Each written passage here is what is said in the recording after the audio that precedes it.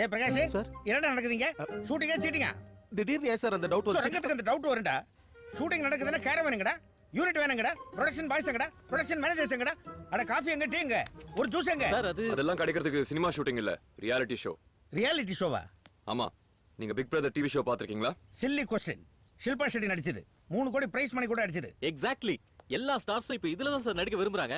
அப்புறம் அண்டர்ஸ்டாண்டிங். எல்லாரையும் ஒரே இடத்துல உட்கார வச்சு ஒரு கான்செப்ட் கொடுத்து நடிக்க சொல்லிருக்கீங்க, அதானே? உடம்புலாம் முள்ள சார். நீங்களும் வேலைலாம் 1 கோடி எல்லாம் நான் பாத்துருக்கையா. பத்மஸ்ரீ சார், ஆ? உங்க ஷார்ப்னஸ் பார்த்தா எனக்கு தலை சுத்துது. தேங்க்ஸ் ஐயா. முதல்ல இந்த ரியாலிட்டி ஷோ கதையை பத்தி எனக்கு புரிய வைங்க. சங்கரையா உயிரோட இருந்தா, அவர் பையன் எம்எல்ஏ ஆயிருந்தா, அவர் எப்படி ஃபீல் பண்ணுவாரு, எவ்வளவு சந்தோஷப்படுவாருன்றதா நம்ம கான்செப்ட். இங்க நடக்கிறதெல்லாம் சீக்ரெட் கேமரா மூலமா ரெக்கார்ட் பண்றோம். சீக்ரெட் கேமராவிலையா? அங்க பாருங்க, இங்க. ம். இந்த ரியாலிட்டி ஷோ ஃபுல்லா சங்கரையா பத்தினால இந்த கேமரா ஃபுல்லா அவர் மேலேயே ஃபோக்கஸ்ல இருக்கும். இதுல வர நடிகர்கள் எல்லாம் சிச்சுவேஷனுக்கு ஏத்த மாதிரி டக்கு டக்குன்னு நடிக்கணும்.